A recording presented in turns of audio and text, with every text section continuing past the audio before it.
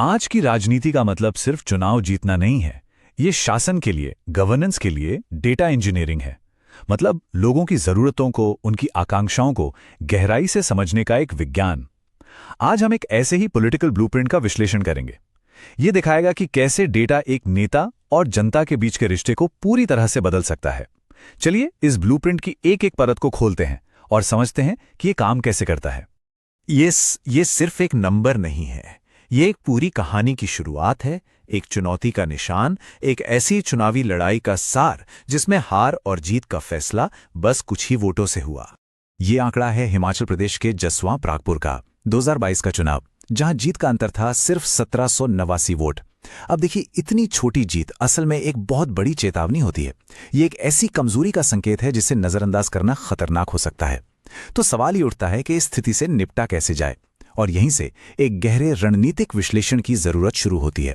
ये विश्लेषण इसी बात का एक खाका है, एक ब्लूप्रिंट, कि कैसे डेटा का सही इस्तेमाल करके एक नाजुक जीत को एक मजबूत जनादेश में बदला जा सकता है। हम जमीन की हकीकत को देखेंगे, लोगों की आवाज को सुनेंगे और एक सिस्टम के जरिए एक समाधान तक पहुंचेंगे। तो चलिए अब हम समस्या से समाधान की तरफ बढ़ते हैं। यह है एक रणनीतिकार का ब्लूप्रिंट। राजनीतिक रणनीति के लिए एक सधा हुआ, एक मेथडिकल अप्रोच। किसी बड़ी चुनौती से निपटने का एक तरीका होता है, एक सिस्टम। इस प्रक्रिया के 4 मुख्य पड़ाव हैं। पहला, डायग्नोसिस यानी मर्ज को ठीक से समझना। दूसरा, एनालिसिस मतलब आंकड़ों और भावनाओं दोनों को पढ़ना। तीसरा, ब्लूप्रिंट, एक ठोस कार्रवाई करने लायक योजना बनाना। और चौथा, एक्शन, उस योजना को जमीन पर उतारना। तो सबसे पहले हमें जमीनी हकीकत को समझना होगा, और इसकी शुरुआत होती है आंकड़ों से। चलिए आंकड़ों की गहराई में उतरते हैं, क्योंकि यहीं से हमें पैटर्न और ट्रेंड्स का पता चलता है। अब जरा जसवां परागपुर के पिछले 3 चुनावों के इन नंबर्स को देखिए। एक अजीब सी विरोधाभासी कहानी दिखती है। एक तरफ तो अच्छी खबर है कि वोट डालने वाले लोगों की तादाद यानी टर्नआउट लगातार बढ़ रहा है। 2012 में करीब 69% से बढ़कर 2022 में 74% तक। लेकिन दूसरी तरफ, और यही सबसे बड़ी चिंता की बात है, सत्ताधारी पार्टी का वोट शेयर लगातार घट रहा है। ये चार्ट उसी कहानी को और भी साफ कर देता है। देखिए, 2012 में जीत का अंतर करीब 13% का था, और 2022 में यह घटकर सिर्फ 3% रह गया। ये एक बहुत बड़ी गिरावट है, एक अलार्म है। एक असरदार रणनीति बनाने के लिए सबसे पहले अपनी जमीनी हकीकत को ईमानदारी से समझना जरूरी है। हम इसे अंदरूनी तौर पर देखते हैं। ताकत क्या है और कमजोरी क्या? ताकत यह है कि पार्टी सत्ता में है, संगठन मजबूत है और उम्मीदवार भी मंत्री हैं। लेकिन कमजोरियां भी उतनी ही साफ हैं। 2022 की वो मामूली सी जीत, रोजगार जैसे स्थानीय मुद्दे जो अब तक हल नहीं हुए, और उम्मीदवार से जुड़े कुछ विवाद। अब बाहरी माहौल को देखते हैं। मौके क्या हैं और खतरे क्या? मौका है कि बेरोजगारी के मुद्दे पर काम किया जाए, युवाओं और महिलाओं को साथ जोड़ा जाए। लेकिन खतरे भी कम नहीं हैं। सबसे बड़ा खतरा है निर्दलीय उम्मीदवार, जो 2022 में 22% से ज्यादा वोट ले गए। ये दोनों मुख्य पार्टियों का खेल बिगाड़ रहे हैं, और साथ ही सत्ता विरोधी लहर का माहौल भी एक बड़ी चुनौती है। देखिए, हमारे संविधान की बुनियाद हर व्यक्ति की गरिमा और एक जिम्मेदार सार्वजनिक संवाद पर टिकी है। जब हम ऐसे आंकड़ों का विश्लेषण करते हैं तो हमारा मकसद किसी पर उंगली उठाना नहीं, बल्कि व्यवस्था को बेहतर बनाने के लिए जमीनी सच्चाई को समझना है।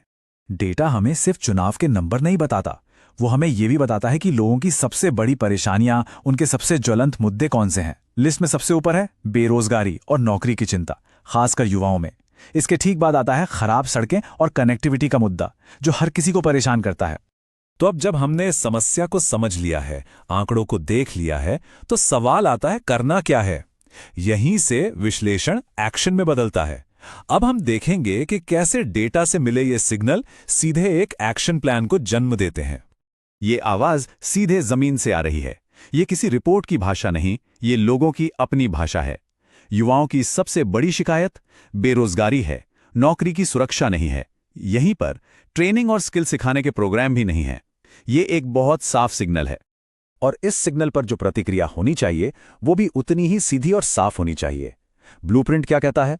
युवाओं के लिए रोजगार मेले लगाओ, स्किल डेवलपमेंट प्रोग्राम शुरू करो, और जो स्थानीय नौजवान अपना काम शुरू करना चाहते हैं उन्हें सपोर्ट करो। ये समस्या का सीधा समाधान है। अब एक और बड़ी समस्या को सुनिए जो सिर्फ युवाओं की नहीं बल्कि पूरे इलाके की है। बुनियादी ढांचा खराब है, सड़कें ठीक नहीं, रेल कनेक्टिविटी नहीं है और जो छोटे मोटे उद्योग थे वो भी बंद हो रहे हैं। ये एक बड़ी सामूहिक चिंता है। तो इसका जवाब क्या है? सिर्फ वादे नहीं, बल्कि जमीन पर दिखने वाला काम, नए लोकल उद्योग और सड़क परियोजनाओं की घोषणा करना, और इससे भी बढ़कर हर हफ्ते जनता दरबार लगाना, जहां लोग आकर सीधे अपनी शिकायत बता सकें और उसका निवारण हो। ये भरोसा बनाने की पहली सीढ़ी है। ये सब कुछ हवा में नहीं होता। इसके लिए एक ठोस टाइमलाइन होती है, एक 90 दिन का एक्शन प्लान। पहले 30 दिन तैयारी और संगठन को मजबूत करने पर लगते हैं।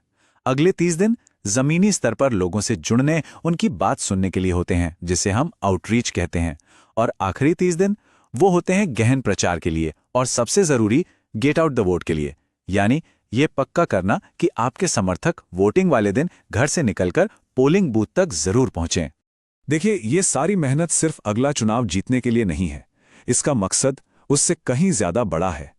ये डेटा पर आधारित शासन के बारे में है, जिसका लक्ष्य राजनीति से परे है। आज जब हम डेटा की बात करते हैं तो भारत के डीपीडीपी कानून के तहत लोगों की प्राइवेसी और सहमति का सम्मान करना हमारी सबसे पहली जिम्मेदारी है। डेटा का इस्तेमाल लोगों को समझने के लिए होना चाहिए, उनकी निगरानी के लिए नहीं। ये एक नैतिक लक्ष्मण रेखा है।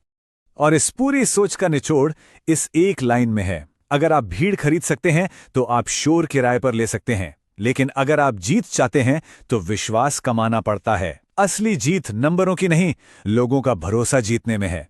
और अंत में मैं आपको इस सवाल के साथ छोड़कर जा रहा हूं। डेटा की मदद से लोगों को गहराई से सुनना एक नेता और जनता के बीच के रिश्ते को, उनके सामाजिक अनुबंध को कैसे एक नया आकार देता है।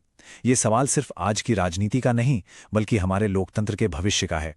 अगर आप एक जन केंद्रित नेता बनना चाहते हैं और अपने निर्वाचन क्षेत्र का उत्थान करना चाहते हैं तो blueprintstrategies.ai से mgr@blueprintstrategies.ai पर संपर्क करें या 08042041602 पर कॉल करें। Purpose beyond politics.